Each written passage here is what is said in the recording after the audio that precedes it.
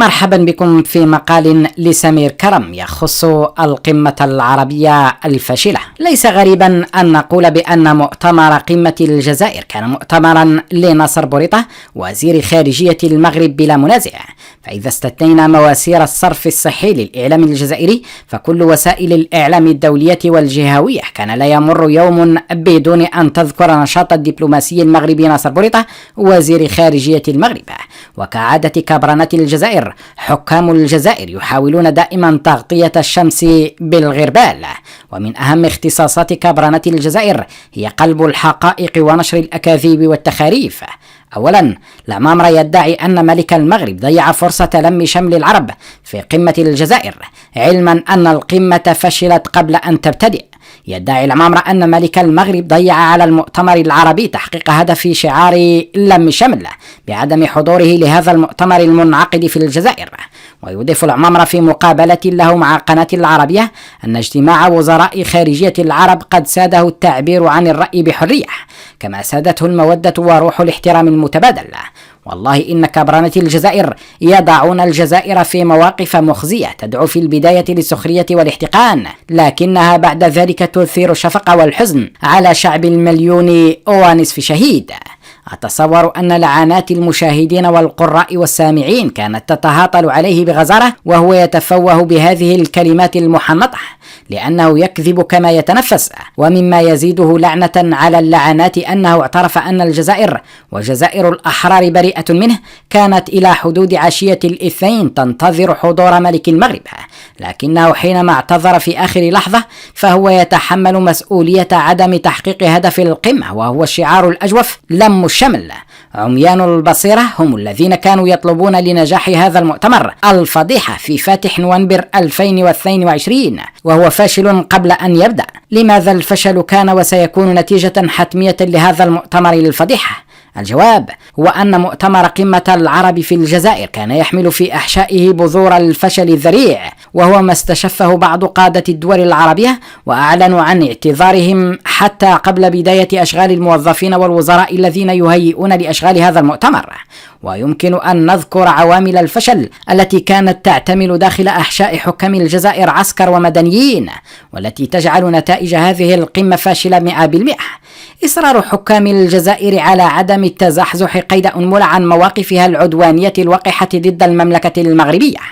إصرار حكام الجزائر على التماهي مع المواقف الإيرانية في كل ما يتعلق بمخططات إيران في العالم العربي أو في العالم بأسره. إصرار حكام الجزائر على السير عكس التيار العربي في كل شيء حتى فيما يتعلق بأعراف الضيافة وحسن استقبال الضيوف وفق تقاليد العروبة والإسلام والتقاليد اللادينية من البوذية حتى الهندوسية من عبدة الأبقار.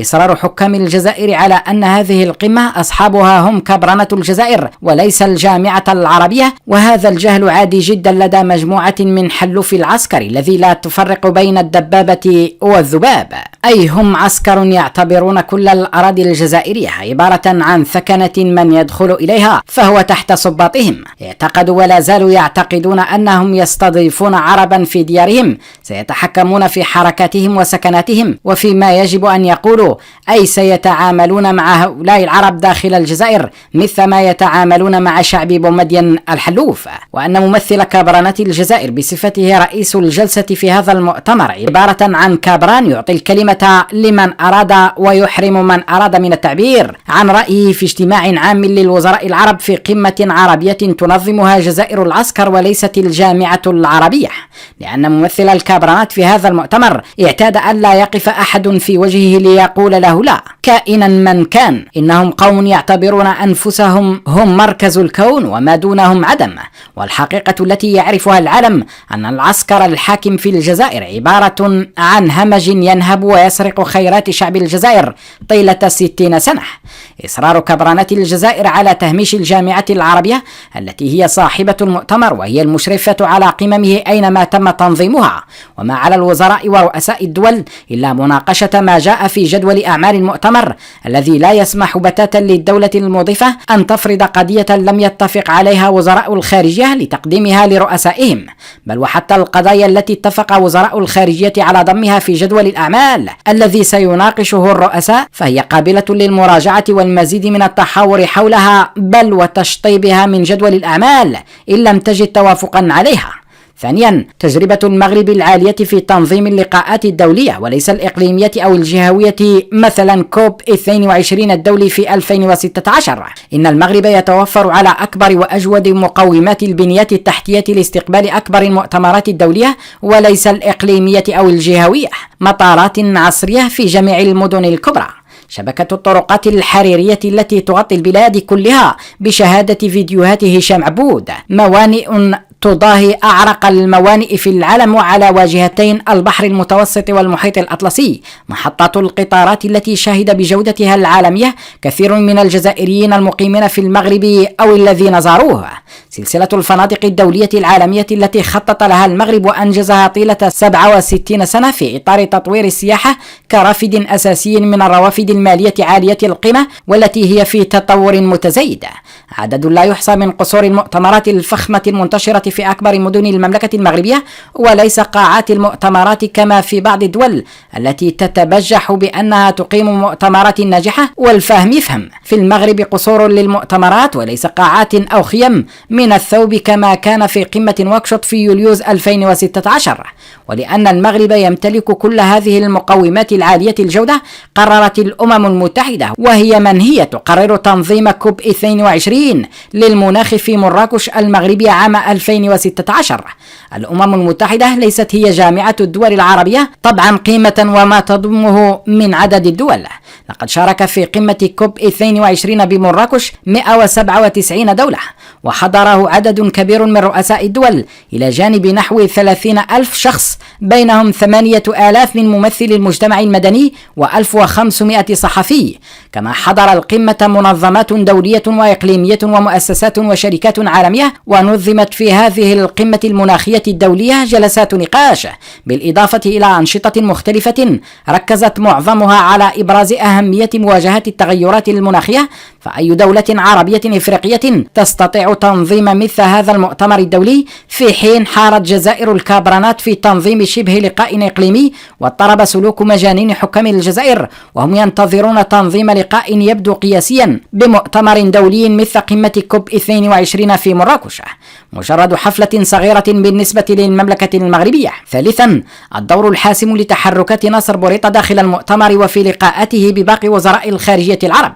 ليست مواسير الصرف الصحي لكبرانة الجزائر هي التي ستعطينا الحقيقة كيف صارت الأمور داخل أسوار الأماكن المحصنة، بل والمحاصرة للضيوف العرب من طرف الجيش الجزائري. فحسب وزير خارجية المغرب الذي صرح بأنه منذ بداية التحضير لهذا المؤتمر تلقت الحكومة المغربية أوامر بالاستعداد الكامل لتوفير ظروف سفر الملك للحضور شخصيا لهذا المؤتمر المنعقد في الجزائر، بل إن الملك حسب بوريطة قد اتصل بعدد من قادة الدول العربية ليناقش معهم كل السبل لإنجاح مؤتمر قمة الجزائر، قمة لم الشمل. لكن عندما بدأت الأشغال في الجزائر استعدادا لاستقبال الوافدين على الجزائر، بداية من أشغال الموظفين إلى حضور وزراء الخارجية العرب إلى الجزائر، بدأت تلوح في الأفق مؤشرات التحكم والاستبداد في السلوكات الفطرية التي تربى عليها كبرنة الجزائر لمواجهة الضيوف العرب، ابتداء من سوء الاستقبال إلى الاضطراب في تدبير اللقاءات مع الوفود وفيما بين الوفود المشاركة في هذا المؤتمر. وكانت بداية الاستبداد الذي تجري دماؤه في عروق حكام الجزائر